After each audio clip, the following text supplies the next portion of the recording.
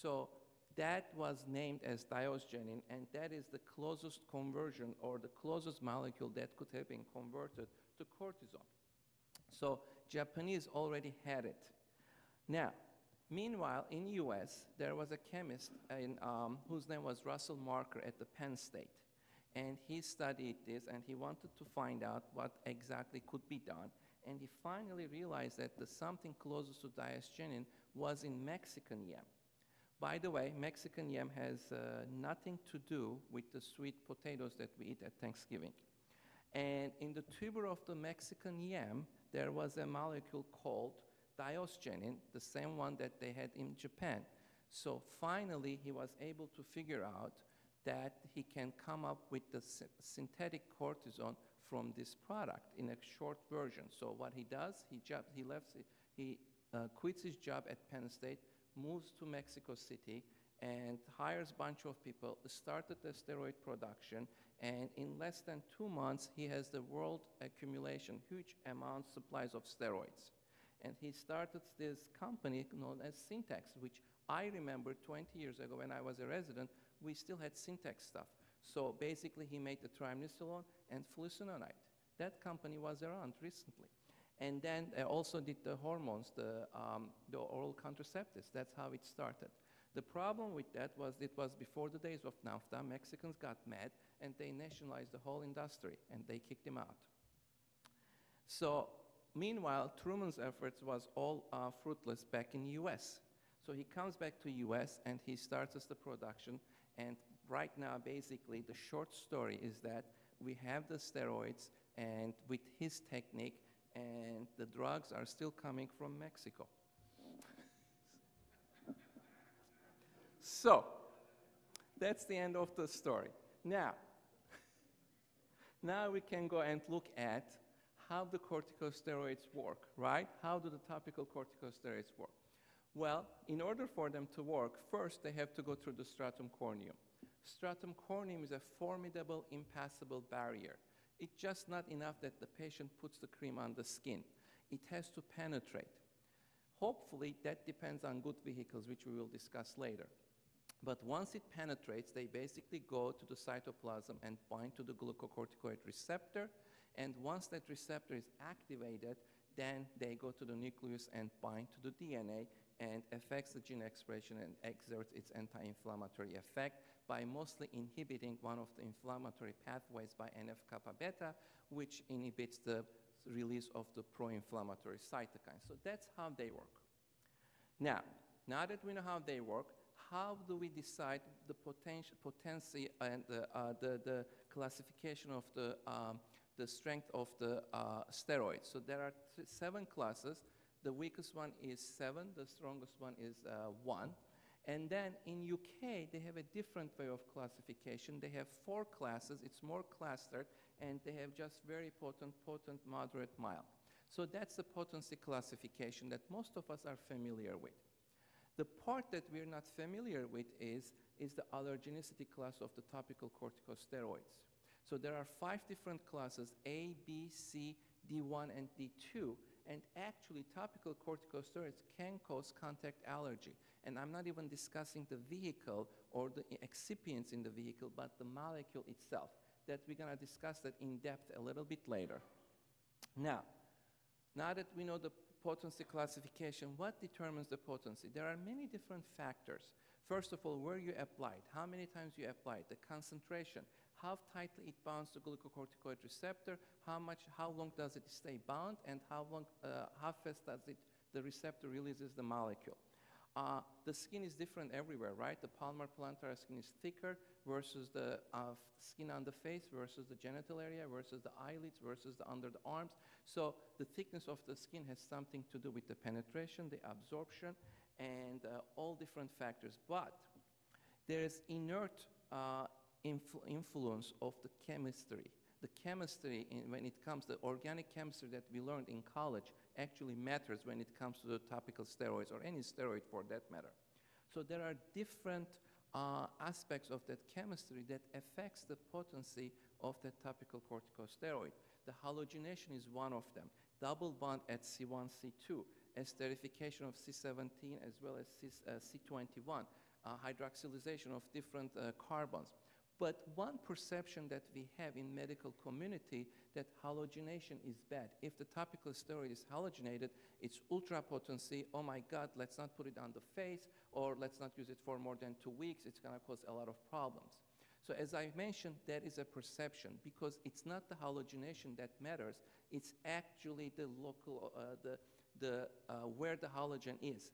It's actually the location, location, location. It's like real estate. If the halogen is at the C9, then it's okay. It's a mid-potency, mid-strength steroid. If the halogen is on the C6, then you create a very high-potency steroid, especially if the halogen is fluorine. So if you put the fluorine atom on the C6 position, now you're going to have an ultra-high-potency steroid. If you put chlorine on the C9 or C6, it's not going to be as high. So that's the difference, and that's very important. Just because you see halogen, don't be scared. Usually the pharmacists do that. But it's the location of the halogen that really does matter. Now, how is the potency measured? Now that we sort of figured out what determines the potency, how is the potency measured? It's done in a very primitive way at this day and age, believe it or not. It's called a statin vasoconstriction assay. You put the topical steroid on the volar forearm of healthy skin. So that's really very important. It's healthy skin. It's not psoriatic skin. It's not atopic dermatitis. It's normal skin. Cover it up, wait for 16 hours, and then as you heard earlier, the steroids cause vasoconstriction and hence blanching. You measure the blanching, the area under the curve will determine the potency of that topical corticosteroid. It's a very subjective way of looking at it, and it absolutely has nothing to do with clinical efficacy. Just because it is high potency doesn't mean that it's going to treat psoriasis or atopic dermatitis. The assumption is there that it will, and it needs to be clinically tested. But just because you have a high potent steroid or vasoconstriction assay shows blanching, it's just a classification. It doesn't have any relationship to clinical efficacy. And it absolutely, that's the way we've been doing it for years, and it's interesting that we're still doing it that way. It's a very primitive way of doing it. Now, remember I mentioned about the steroid allergenicity? It's really a big issue that we don't discuss as much, even in dermatology. We sort of have forgotten about it, and there are many reasons. My professor, my chairperson, she used to say, you know, if your treatment is not working, either you have the wrong diagnosis, or if the patient is not getting better, she used to say, either your treatment is not working or you have the wrong diagnosis. Well, sometimes that's not true. There's another case. In this case, if you have, for example, atopic dermatitis patients, right? Topical steroids should work. That's the treatment. Sometimes they get better, then they get worse. Sometimes from the beginning they don't get better. So we actually now realize that some of those patients, either they develop allergies to topical corticosteroids, especially the pediatric population. So of those who don't respond to topical corticosteroids, about 20-25% of those kids are actually allergic to topical corticosteroids. It's a little bit less in adults, but it still may add up to anywhere 10 to 20%. So it's very interesting. We don't think about it. We think that the medicine is not working. It's not that medicine is not working. They are probably allergic to it. And if you switch the medicine from one corticosteroid to another, you have to be careful because of these different allergenicity classes, as I mentioned, they actually cross-react. So A can cross-react with D1, B can cross-react to D2. It's very interesting that there is all these cross-reactions, and you have to be aware of them. And the only way to find out, either by clinical trial, you can go from one to another, or you can do patch testing. Well, patch testing is expensive. It's not available everywhere. So it's important that to use the right steroid from the beginning and to pick one that hopefully patient is not allergic, or I'm going to go to the right classification and find out which one of them have less allergenicity. And if you pick the right one, less allergenic one, then you don't have to worry about it, and that makes sense. So those are the classes, A, B, C, D1, D2, and there are so many different chemistry that I really don't want to discuss. Otherwise, I'm going to feel like I'm back at organic chemistry class in college. But what I'm going to say is, once I get through this, so the least allergenic one is class C. In class C, you have two molecules that are only in class C. One is desoxymetazone, which you have it up here in Canada. The other one is chlorcortilone pivalate, which I don't think you have it in Canada. We have it in US. But those are the two least allergenic molecules. The next one is class D1, which is also not as allergenic as much as A or B. And here you have most variety of corticosteroids, all the way from betamethasone to beclometazone. Beclometazone is, by the way, Propoderm, which is an old topical steroid now that has come back to this market. It's in Canada, and so they have the least amount of allergenicity. So if you start using those as your first line, then hopefully you don't have to deal with this problem, with the allergenicity problem, and it makes life easier for you and for your patients. Now, we are lucky that we have a bunch of new medications in dermatology when it comes to topicals, but we also face a problem of generics and substitution. Yeah, right? This is a real life issue. Every day you get the phone calls from the pharmacies, and you have to substitute, you have to deal with the generics. So what I want to do a little bit to go over how the generics are approved. Generics are approved by bioequivalence tests. When it's an oral medication, all they have to show 20% either less or more bioequivalence to the reference drug, which is the branded product. Now, actually, if you do the math, that becomes 45%, which is a very, very wide spectrum. But that's how it is shown with oral medications with the PK studies, which is easy. When it comes to topical, you cannot show bioequivalence with the blood test, right? It's topical. How much of it is going to be absorbed? It's almost impossible. So they have three ways. One is you get a bioequivalence waiver. That's not going to happen nowadays. Two, you have to do clinical studies to show that you are not inferior. It's called non-inferiority studies to the reference drug, to the branded product. And that's how they get approved, except topical steroids. So if you have a topical antifungal, topical anti-acne, topical rosacea drug, you have to do clinical studies. That's why generics are expensive when it comes to those. But topical steroids, they don't have to do clinical studies. All they have to do to show that bioequivalence of 20% in the vasoconstrictor assay, which I told you already is a very primitive and subjective way of doing it. But that's why we have so many topical corticosteroid generics in the market. It's so cheap, it's so easy to do it. You and I, we can do it in our basement. So topical corticosteroid generic production, it's so easy. And it doesn't take the vehicle into consideration. It doesn't take actually clinical efficacy into consideration.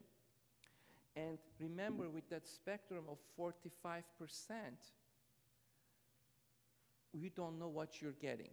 Now, if there was only one generic, it would have been great. You know that your patient is getting the same generic every time they go to the pharmacy, and you know what they are getting, no problems. But guess what? There are so many topical corticosteroid generic of the same molecule that you don't even know which month what they're gonna get. It happens every day. Patient comes and says, "Doc, I was doing so well, my rash cleared up last month. Now it's not working." It's not that it's not working. Maybe last month they got a generic that was 120% of the reference product and worked wonderfully. And this month, because the generic de jour at Walmart or Jean Coutu is 85% of the branded product, and absolutely it's not gonna work. So this is a big problem that we deal every day. Think about, most of you guys do general medicine. Think about your elderly patients who are on Coumadin. You've struggled so much with the INR every month. And that's because maybe they are getting a different Coumadin generic version every 2-3 months. That's why their INR is so out of whack. So this is the problem we are facing, unfortunately, with the generic productions. So it's even worse when it comes to topical treatment, because vehicle has a big impact on topical treatment. It's not like Coumadin. Vehicle matters because it doesn't matter how good your active molecule is. If the active sits on the skin, it doesn't penetrate the stratum corneum, it's not going to do any good to anybody. Or it can be a wonderful active, but if the vehicle is so irritating that the patient cannot tolerate, they are not going to use it. And now, the importance of the vehicle, it's even more important when it comes to patients with skin of color. You heard all day long, with any inflammatory dermatosis, post-inflammatory hyperpigmentation is the most important thing when you treat patients with skin of color. And as you know, in African American patients, in Asian patients, you heard it already, so I'm not going to repeat what you heard. But the PIH is more devastating than the disease itself. All my African American patients, they come and they don't complain about the acne, they complain about the blemishes. The same thing with the atopic dermatitis patients, they complain about the sequelae of the disease, not the disease itself. It's more devastating than the disease itself. Now, when they have such sensitive skin, especially when it comes to atopic dermatitis patients, the barrier is impaired, right? Half of the problem is the repair of the epidermal barrier. When the epidermal barrier is impaired, there is transepidermal water loss. The water evaporates and there is drier skin. When the skin is drier, there is irritation. When there is irritation, there is inflammation. Guess what? The inflammation is going to lead to more PIH. So it would be wonderful if you can have a vehicle, let's say, and this applies to any topical medication, that you have a moisturizer in it. But moisturizer is not only a moisturizer, you need two types of moisturizer, occlusive moisturizer as well as humectant moisturizer, right? Humectant brings the water from the deeper layer of the skin to the top layer, and then the occlusive moisturizer will occlude that humidity in the skin, because if you don't have both, the water can come up to the top of the layer of the skin, but it's going to evaporate. Or you have just occlusive moisturizer, there is nothing to occlude because there is no humidity, there is no water. So this is just an example how important the vehicle is. So the other important issue, the fear that corticosteroids may cause hypopigmentation in darker skin. That may happen, but most of the time the problem is actually the disease itself. Pityriasis alba, which actually a part of atopic dermatitis, cause hypopigmentation. And if the topical steroid cause hypopigmentation, it's not going to last long. So there should not be any fear using the topical corticosteroids in darker skin. They need it, and there should not be any fear or this misperception about the halogenation, about as long as you know which halogen and which location and what is the steroid potency. So, wouldn't it be nice when you select a topical corticosteroid that you know it's the only one, there is no generic, there is no substitution. More importantly, you know what's in the vehicle or what's not in the vehicle. So, one of the problems is paraben. Another problem is propylene glycol. For example, generics are full of propylene glycol in order to enhance the penetration, right? In order to get the right vasoconstrictor assay, you need that active molecule to penetrate. How are they going to do that? Dumping a lot of propylene glycol. Propylene glycol at higher concentrations is one of the biggest contact allergens. Now, not only you have an allergy to the steroid molecule itself, now you have double whammy, you have something in the vehicle may cause allergy. So now you have double whammy. So we have to be very mindful of what can happen and how to use those topical steroids appropriately for the appropriate patient, for the appropriate part of the body on that particular patient. So wouldn't it be nice you have one topical steroid that is no generic, no substitution, it's covered in every provincial formulary or close to it, and you know exactly what's in it. And that's Propaderm, that actually sort of an old medication came back to the Canadian market, beclometasone. And that is class D2, which is not as allergic, as well as the vehicle is a very nice vehicle, which is a white petrolatum and mineral oil, and more importantly, what's not in it. What's not in it is paraben and propylene glycol. So I'm going to stop here. If you have any questions, I'll take them, or you can also write to me at wedoderm@yahoo.com. Thank you for your attention.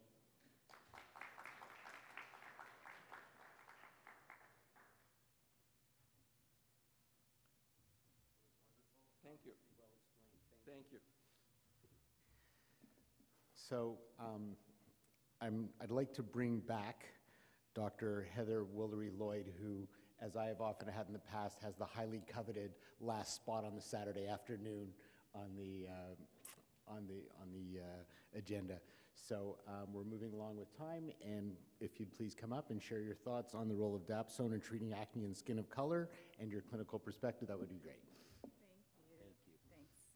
Okay, so I'm back on the podium, and thank you, all of you, for staying to the end, and I promise we'll end with a bang.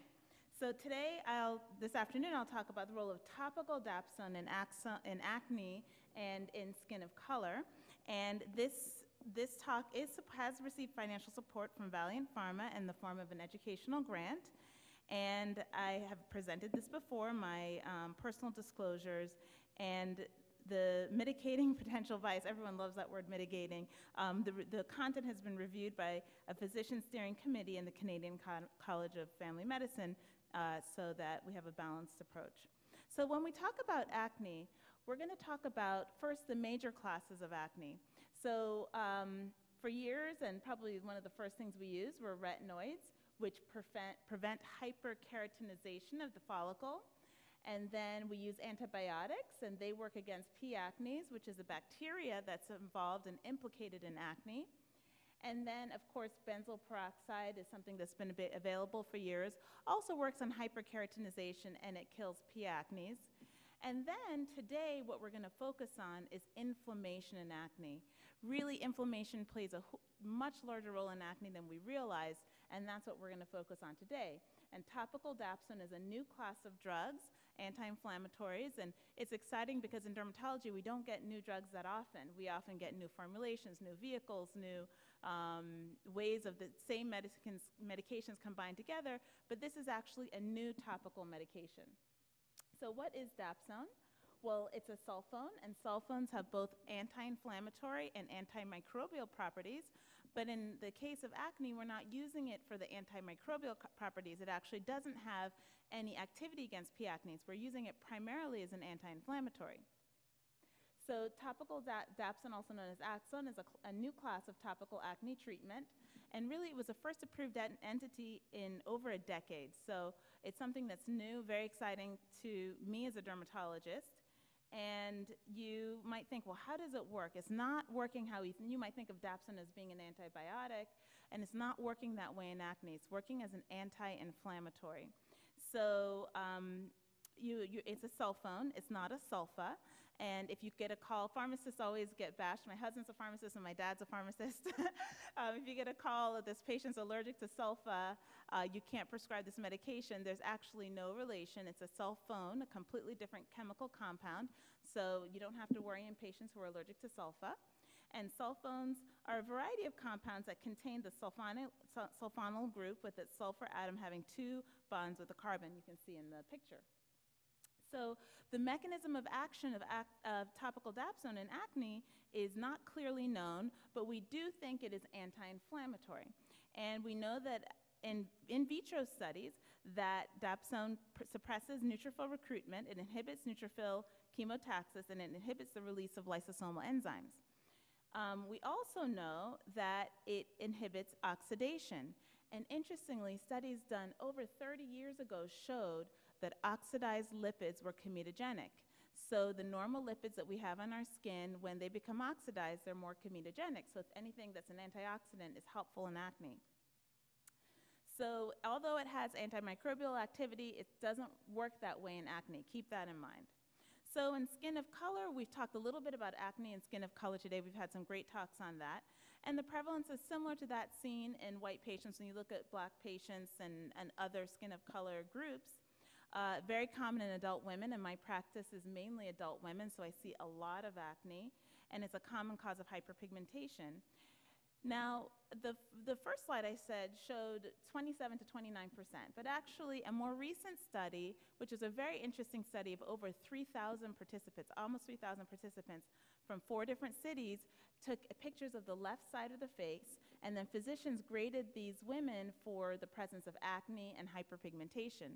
And in this study, we found different rates of acne. So basically, African Americans in this study had the highest rates, with 37% of the women showing signs of clinical acne and 65% having hyperpigmentation. That's a big, big problem we'll talk about. In the Hispanic population, 32% of the women who are Hispanic had clinical acne. 30% of the Asian women in this study had clinical acne, and 24% of the Caucasian women had clinical acne, and 23% of Continental Indian. So this particular study, which is a more recent study, suggests that the rates of acne may be slightly higher in their skin of color populations, especially in African Americans and Hispanics. So this is a different study that was done in New York, looking at what type of acne African Americans, Hispanic, and Asian patients get. And we see the number one thing listed is papular lesions, so we see papules as the most common finding, but 65% of the patients also complained of hyperpigmentation, and it's this post-inflammatory hyperpigmentation that the patients are most concerned with. They also had comedones, 46%, and pustules, and cystic lesions were actually less common, and we do know that nodular cystic acne is less common in African American patients. We're not sure why. There are some theories about how the lining of the follicles are, that they're a little bit thicker, less likely to rupture, but we do see a lower rate of cystic acne in this particular study. The Hispanic patients in this study in New York also were similar. They had papules, most presented with papules, and 53% of them complained of hyperpigmentation. And then less frequently, we saw comedones, pustules, and cystic lesions. And when you look at the Asian patients in this study, 79% had papular lesions and 47% had that hyperpigmentation. So when you're looking at acne and skin of color, the focus is on papules, which is the inflammatory component of acne, and also hyperpigmentation. And this slide summarizes that.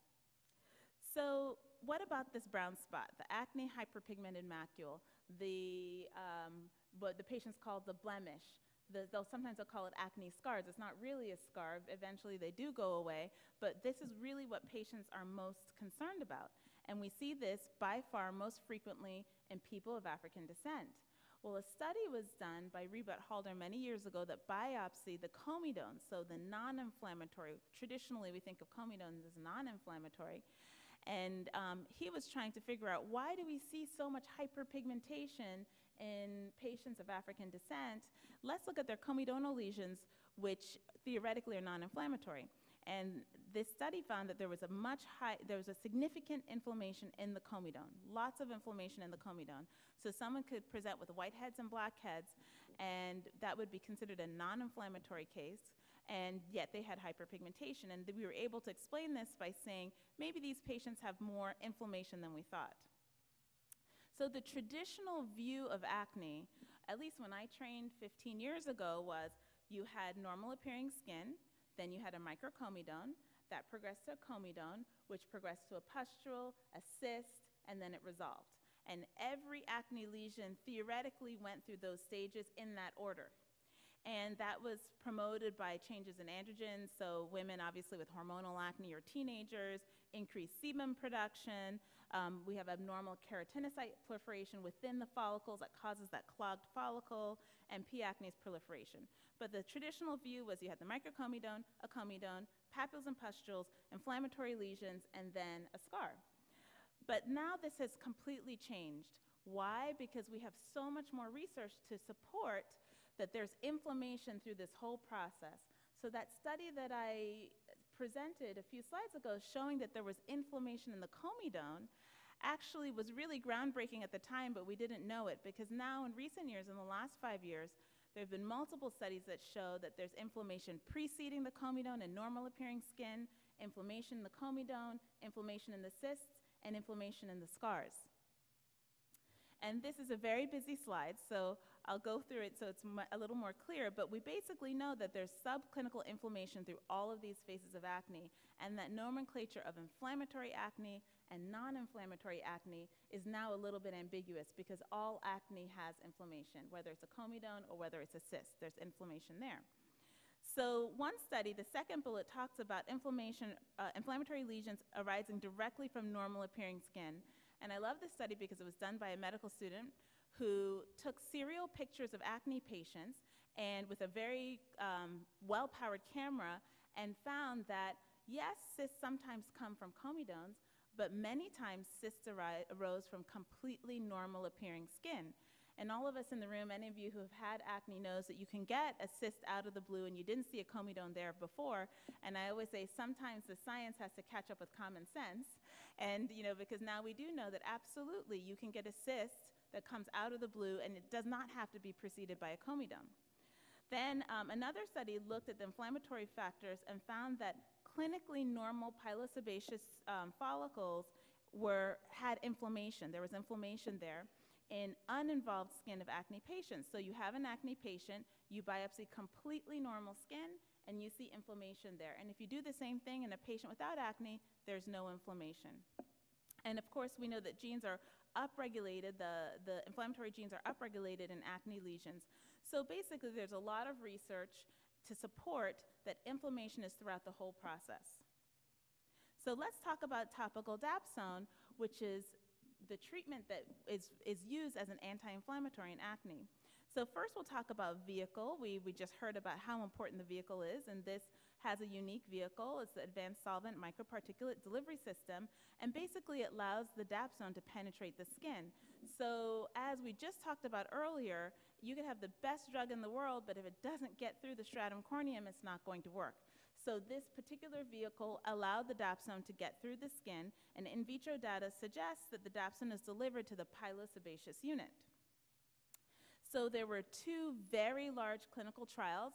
That's why you see three columns here, study 1 and study 2. They each had around 1,500 patients, so 3,000 patients studied, study 1 and study 2, to look at the efficacy of topical dapsone in acne as monotherapy. So these subjects were given topical dapsone twice a day, and at the end of 12 weeks, there was a 40% clinical success. So the question is, what does clinical success mean? And clinical success in an acne trial is actually very stringent. So there's a 5-point scale when you're grading patients with acne, and a clinical success means that you had a 2-grade improvement and you were clear or almost clear at the end of the study. So if you were started at a 5, clear or almost clear is a rating of 0 or 1.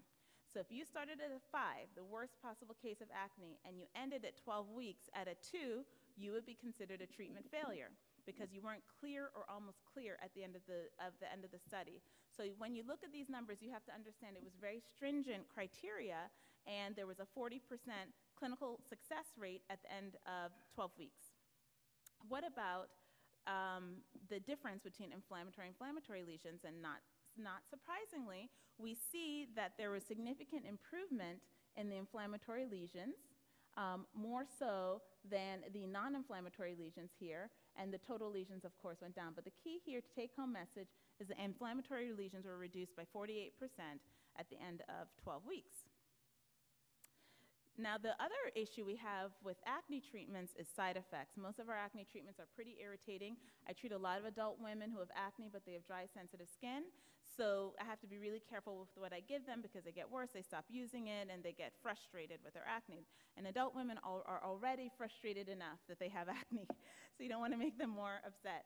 And in these clinical trials, there was really very few side effects, and actually erythema decreased throughout the study, oiliness decreased throughout the study, peeling decreased, and dryness decreased. So you don't really have to worry about the typical side effects you see with most acne medications, dryness and peeling and so forth.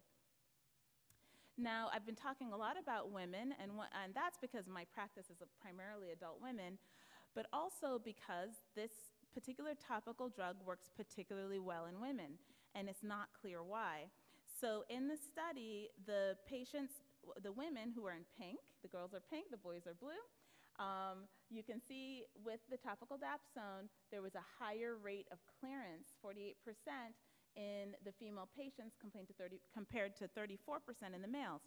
So you might think, oh, well, maybe the women were more compliant, they used more of the medication, but actually in the study, they went back and looked at the measurements, because in an acne trial, you bring in the drug, it's weighed at each visit, and they saw that they used the same amount of drug. They weren't using more, they weren't more compliant, but the women in general did better. We're not sure why that is, but it's something important to keep in mind for your adult female patients. And these are just some before and afters from the study. This is a younger patient who has lots of papules, a little bit inflammatory. And the last patient here is an African-American patient, and you can look at her forehead. You see she has significant quote-unquote inflammatory acne on her forehead, and she's completely, I would say, almost clear. She probably had a grade of 1 at the end of the 12-week trial. So the key takeaways, first of all, is that this is a very well-tolerated drug. So a lot of times in acne trials, we'll see irritation or a little bit of a flare 2 to 4 weeks into the treatment. This was not observed in this drug. At 4 weeks, the acne didn't get worse, it got better. And the patients saw continued improvement through week 12 of the study. It's very well tolerated. So if you have a sensitive skin patient, this really is your drug of choice. Now, the long-term data, I think, is equally interesting, and the reason why is when you see these patients, and I keep talking about adult women, that's my practice, they're frustrated, they come in, and you want to make sure that you set your expectations appropriately. So a lot of times the patients will come back in 8 weeks and they'll say, oh, I'm looking good, and I'll say, yeah, you really are doing well, and based on this long-term study, I can say you will continue to improve for up to 6 months. So when you take a look at this slide, you can see that most acne trials end here at month 3, and that looks great. But when you really take a look and you go all the way to 6 months, you still see significant improvement going from month 3 to month 6, and then it tends to plateau.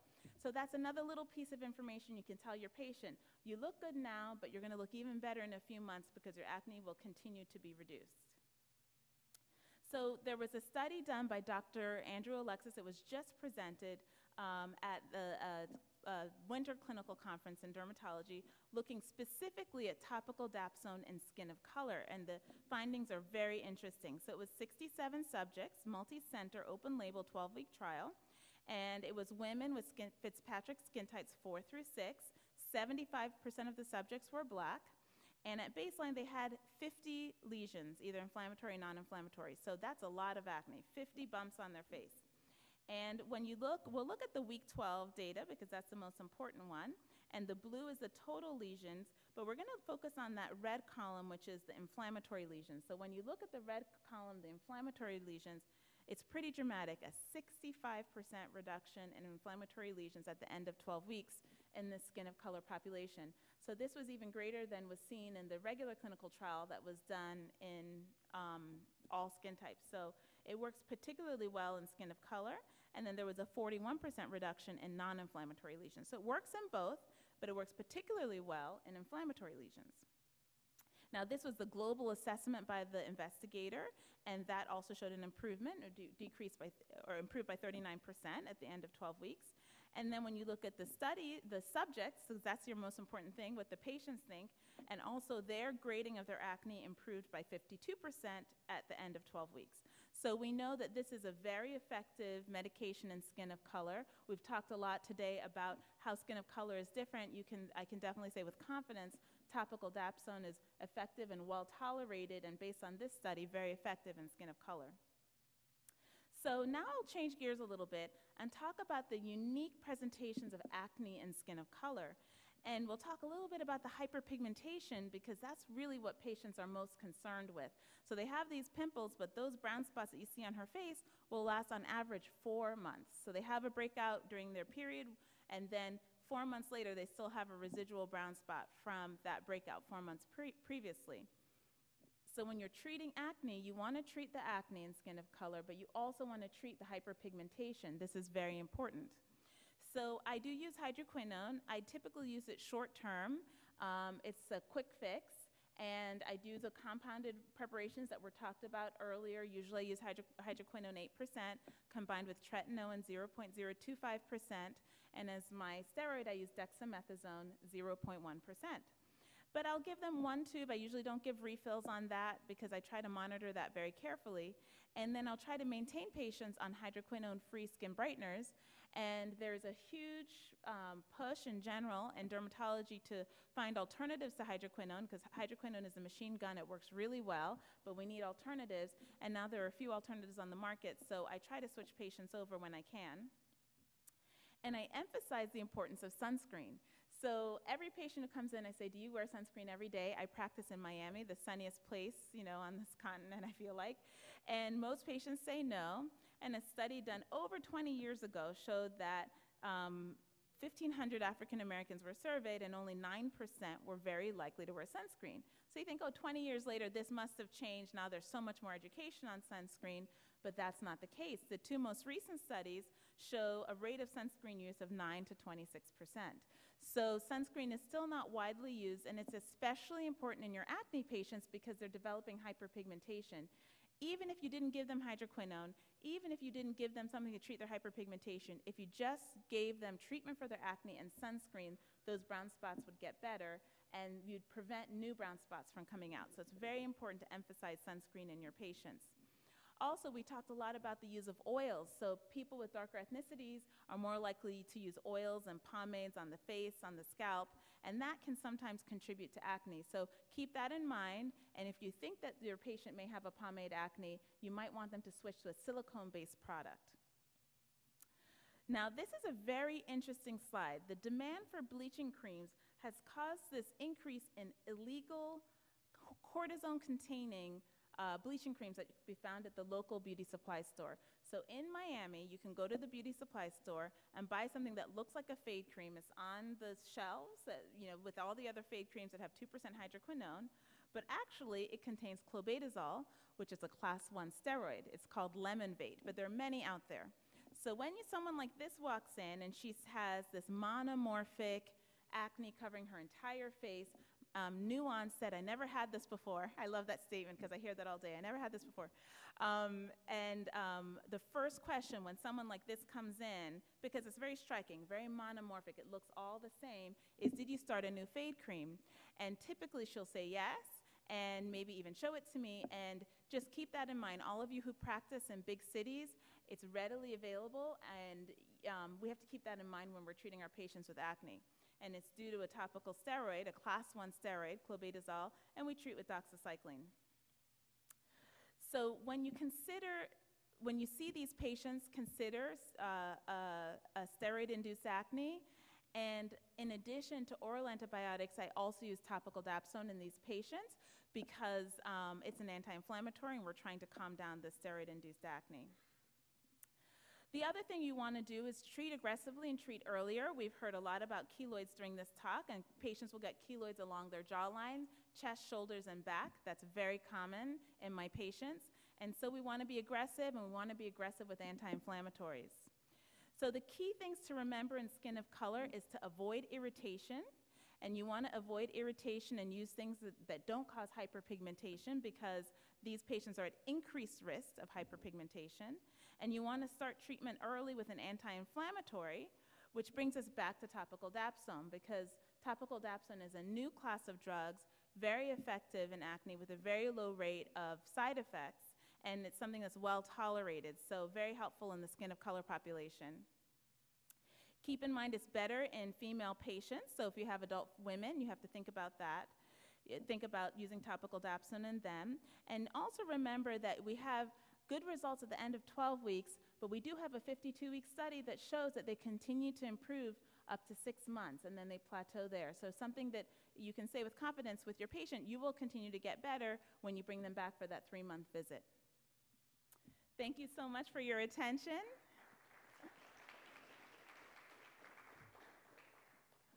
And I can answer any questions. I know it's the end of the day, but if you have any questions, I'm happy to answer them.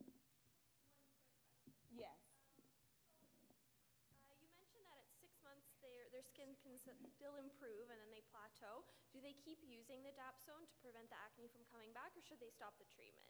That's a great question. I have one announcement, and then I'll tell you the I just want to remind the people that are rushing to get out, if you could please submit your evaluation forms on your way out. That would be a huge help to us.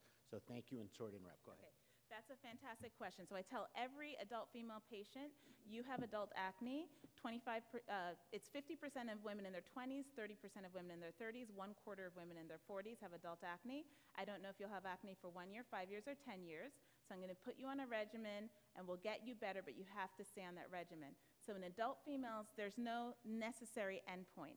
You just keep using it, and what happens is if they really have, quote unquote, grown out of their acne, they'll probably not get a refill, and if it doesn't flare, then they don't have to use it anymore. But I specifically tell patients, I don't know if you'll be on this regimen for 1 year, 5 years, or 10 years. You have adult acne, and we have to find the right regimen for you, and you have to stick with it.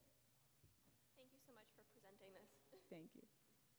Hi, thanks. I was just curious as to whether you ever consider checking for G6PD deficiency. That's an excellent question, and when this drug was originally introduced, the FDA was first going to put a black label that it could not be used in people with G6PD deficiency. Actually, the company at that time did a study specifically in G6P deficient patients. It was around 20 subjects, and measured for signs of hemolysis with the topical dapsone, and they did not find any changes in hemoglobin hematocrit. So they were able to prove that really topical dapsone is not, you don't need to check for G6PD deficiency. Absolutely don't. And can I just ask a question with the cicatricial alopecia? Would they Yes. be candidates for hair transplant? Yes, they are if it's burnt out. So if they have absolutely if it hasn't progressed, let's say in the last 1 to 2 years, they have no progression, no itching, no burning, no tenderness, and it's a completely inactive process, at that point, yes, I do sometimes refer some patients for hair transplantation. It's just expensive. Thank you. You're welcome. Yes.